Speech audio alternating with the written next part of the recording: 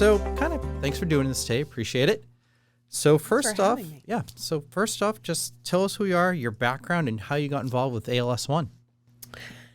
So thank you again for having me. This is really exciting. My name is Jennifer DiMartino. I'm the executive director of an organization called ALS One. My background is that I was in marketing and communications. That was my degree when I graduated from Framingham State way back in '91. And I've been in the marketing realm for most of my career. I was at Digitas in Boston for about 7 years. And then I was more local after having our son, pivoted to a local company called Party Light, which was actually global company. And I worked there for almost 10 years and was actually not looking at all. There was a crossroads that was placed in front of me, which was almost like you hear about in a movie or a book. I had no nonprofit experience whatsoever, other than volunteerism, which I did a lot for. And a very, very close friend of ours, of my husband and mine, was diagnosed with ALS. And he was 46 at the time. And he was a very instrumental and positive, extremely positive guy who was very much a go-to for really anyone who knew him. For us, he represented, the sort of I guess the emotional leader of our tight group from college of people who all met there and were married, and there was about 5 or 6 couples, all of us who were real pretty close. And so when he was diagnosed, it just shocked and tore us apart, and we all were like, okay, what do we do? We all did the ice bucket challenge. None of us really understood what we were doing. As it turns out, it was the Ice Bucket Challenge happened primarily in August of 2014, and then Kevin Gosnell was his name, our founder. His first symptoms started about 2 months later. Wow. And so he was diagnosed, and in true Kevin style, he looked at the disease as you would with anything in his life. What is it? How do we fix it? And he was very steeped in teamwork, and he was just a magnetic guy, very positive personality, very engaging. And so when he was diagnosed, he was like, a curious cat, wanted to find out who all the leaders were in the disease, and he met all of them in Massachusetts who were really world leaders who were working here, and he pitched them and said, basically, you're all doing great things, you're all working in different institutions, but a lot of times you're spinning your wheels, you're doing a lot of the same things, you're not sharing your successes, you're not sharing your failures. Can you work together? How do you feel about that? And so that was what he was starting. So we were all, as his little friends group, what can we do to help? What do you need? How do we help you kickstart this? So we did some things, had a couple fundraisers to help fund that. Kevin wasn't in a situation where he needed the money. It was all for this new organization that he was founding. And he called me out of the blue in it was December of 2015 and asked my husband and I to come over. They lived in Hanover. We were sitting at the kitchen table and basically said he was progressing much more rapidly than they had hoped. And he they hadn't even launched yet, the organization, and he needed someone to take over the organization. He thought very long on this, and for some crazy reason that I still don't know, he called me and thought that I would be the one. And so it was like one of those forks in the road. Wow. And I thought, you know what, this was placed here for a reason, and I need to do this. Yeah. So the executive director title, I mean, I'm an executive director. We've got a lot of executive directors on the podcast. That's a really vague title. So just kind of talk about broad. Yeah. So talk about the role for you. Yeah. It's funny. My chairman of the board often refers to me as the CEO. I hear people, there's executive director. So basically, I think in the nonprofit world, the executive director is the main person in that role, and certainly is the case here. So I oversee all of the touch points really with the organization, everything from financials to overseeing the fundraising. I'm also a liaison to patients to help them get connected to care resources and the doctors. I also am the liaison with the doctors and the researchers and the care providers. Our audits, anything you could possibly think of falls to me first. Right. So So for those that don't know, and you did a really good job kind of explaining a little bit in your first response, what is ALS One? What is the organization? So real simple. Kevin Gosnell founded us. We launched in January of 2016. He lost his battle 7 months later on August 8th of 2016. But basically the precipice of founding the organization was to unite leaders in ALS research, also ALS care. So to have anyone working in the industry, whether you are researching a drug, whether you're a clinician, to work together to advance ALS research more quickly, more effectively, and then to also have quick access to the care people, to the care side, to make sure that patients are getting the equipment and the resources they need real time. So what's kind of that 30-second pitch you give regarding the mission? So the mission is simple. It is uniting world leaders in ALS research and care to expedite ALS research while providing essential equipment and resources to individuals living with the disease. You mentioned uniting world leaders. How do you do that? Because I can imagine it must be really tough to kind of get everyone to the same table. Yeah, that's a really good question. And I think, if Kevin were here, he would tell the story of the first time that he kind of pitched this idea to Merit Sokovich, who's the chief of neurology at Mass General, Dr. Bob Brown, who was the chief of neurology at UMass Medical and just sort of the godfather of genetic research, ALS, TDI, and other folks. And basically,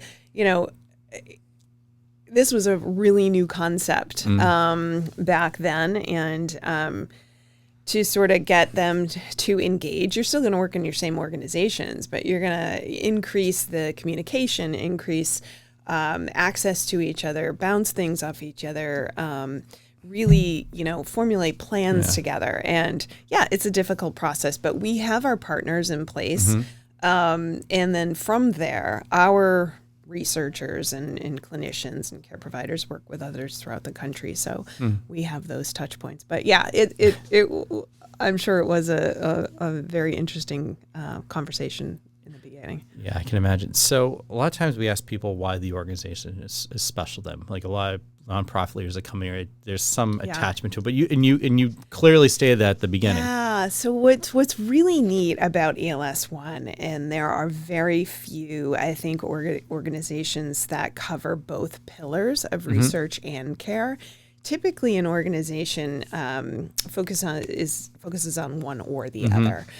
They provide equipment to people, but they're not advancing research in any way. They may be advancing research, but they're not providing equipment and things like that. So it's kind of neat that we do both. Every organization has needs. What's your biggest need? Funding. Funding. Yes, definitely. I think ALS is considered a rare disease, and so you're always up against that battle, and with that comes, you think about cancer, and everybody knows somebody that unfortunately has been impacted, and so the degree of separation is so close, but with ALS. It's much more rare, and but it's also not as rare, unfortunately, as people do think. It's actually the same occurrence as MS, which most people think of as somewhat common. And so because of that, it doesn't receive the same funding. It doesn't receive the same awareness. And that's the critical thing, because you need funding for all of these things to advance. So I would think that's first and foremost. So the funding that you're receiving, is it going to medical research, helping people with ALS? How does it get kind of split? Yeah, so we sort of bucket it in the two groups for the pillars. So we're right now at about 70-30. So it's more 70% to research, 30% to equipment and resources.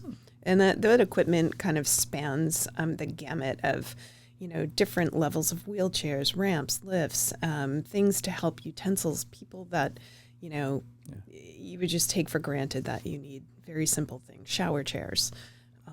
Are people coming to you for that equipment, or are you giving the money to someone else to purchase the equipment? Yeah, so we work with Compassionate Care ALS. Okay. It's just a phenomenal group in Falmouth, and we work really closely with them to make sure that they have the funding that they need to provide those things, yeah.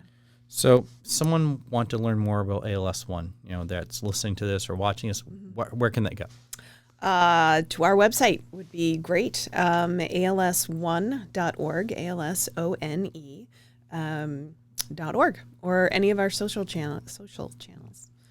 What about if they want to get involved? Say they're passionate about this, they want to contribute to the organization in one way or another. What's the best ways for people to? Yeah, I think volunteerism is really great, and volunteerism is something that also runs the gamut too. There's some people that they're just like, hey, I'd love to sit at a registration table and check people in for your event, or you have other people who want different things. So I think it's really looking inward and finding out, what is it that you're good at that you want to help with, and try to spin that towards, ALS or towards our organization. What's something that you could help?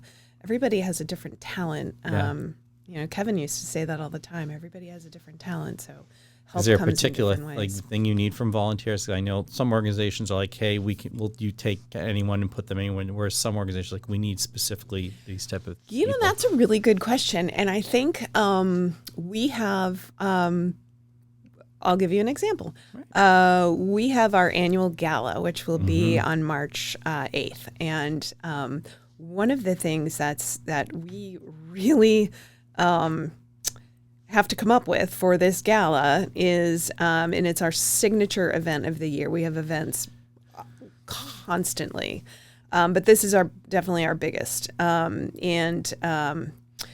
We do silent auctions and raffles and things like that, even live auctions. And a lot of times people attend these events and they think these things just fall from the sky and they're just populating the table.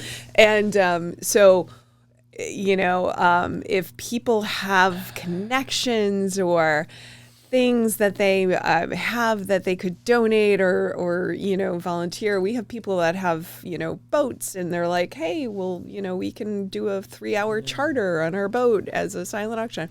So there's all different things, but that is a real big one that we always love people to help with. I'm laughing about the event part because I literally had this conversation earlier today about, when you're an organization that's very event driven, you're going from event to event to event. There's no stopping. As soon as you're done with the last one, you're already working on the next one. Yeah. The other misnomer too is that people will often, text or something after a huge event. They're like, I hope you're resting today.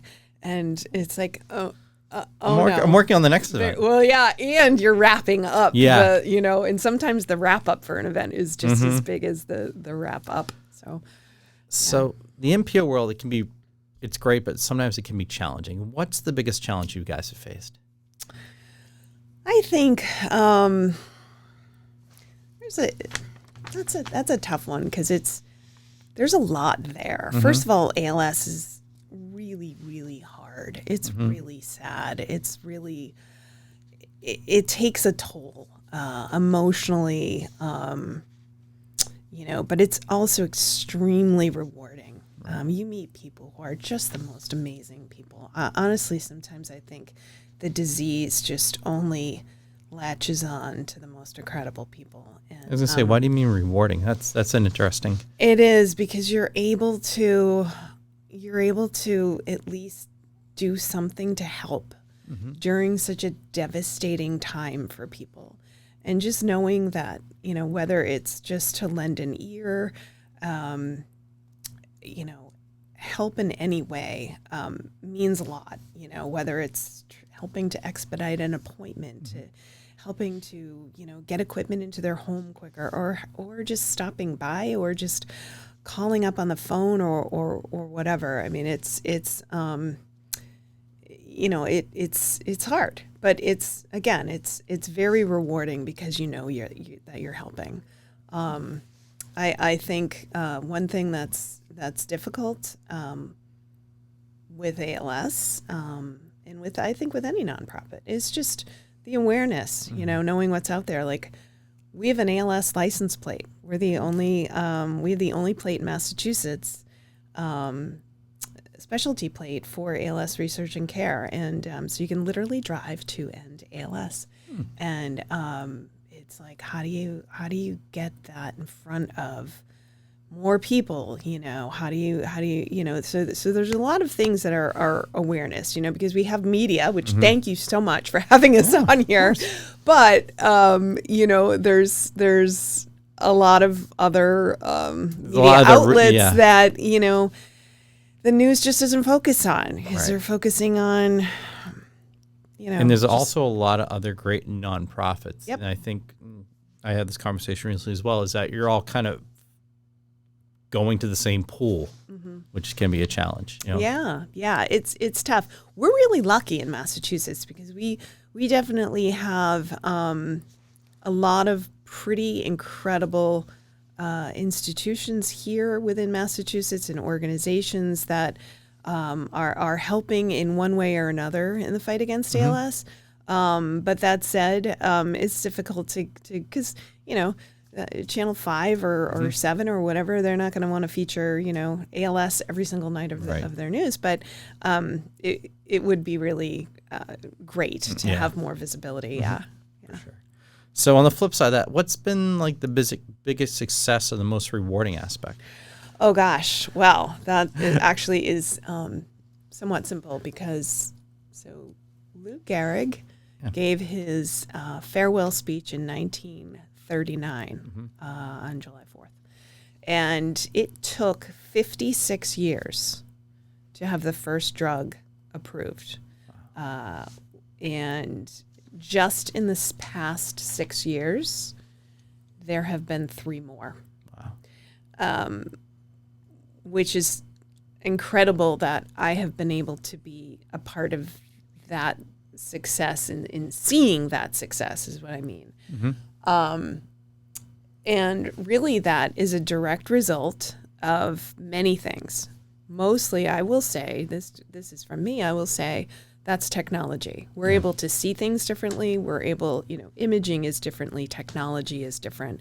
I think 25 years ago, there was no phones. Now there's phones, and you could probably take a CAT scan with your phone for, and so I think most of it comes from technology.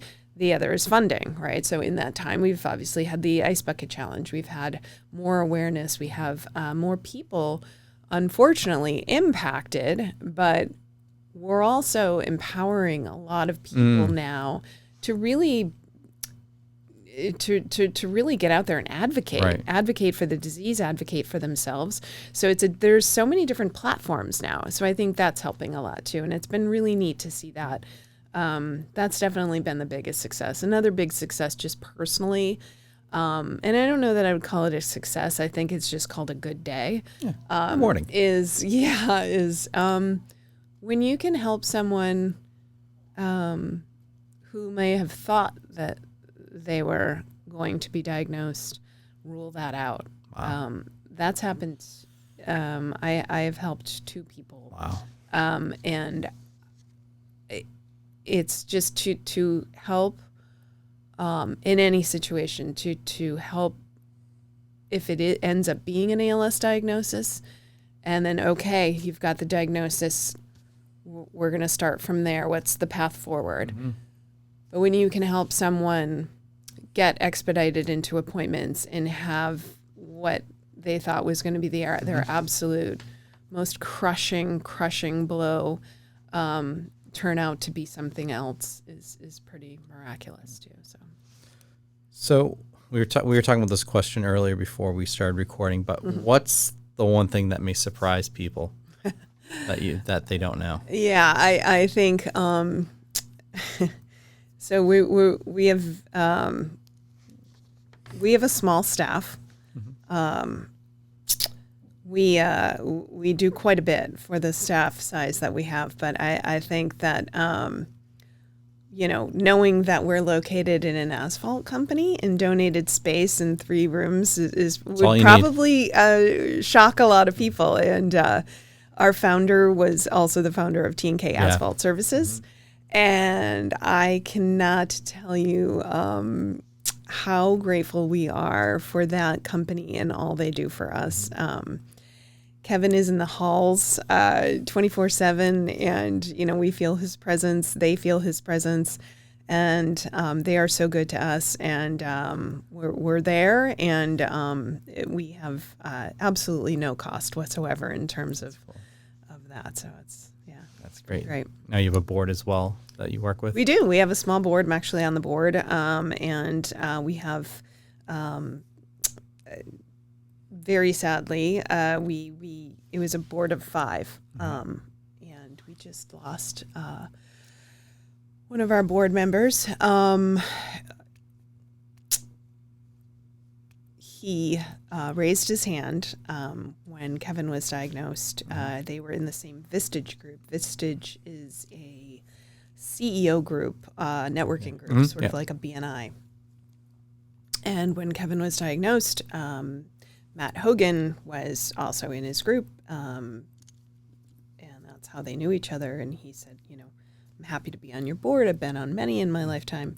Happy to help in any way. Kevin took him up on it, and Matt was our chairman of the board as soon as Kevin had passed. And in 2019, Matt was diagnosed with ALS. Wow. Again, not in his family, no reason to think he would ever get this disease. He just wanted to help. And we just lost Matt a couple months ago. And so that has been very, very difficult. It's just a terrible, ironic, devastating twist.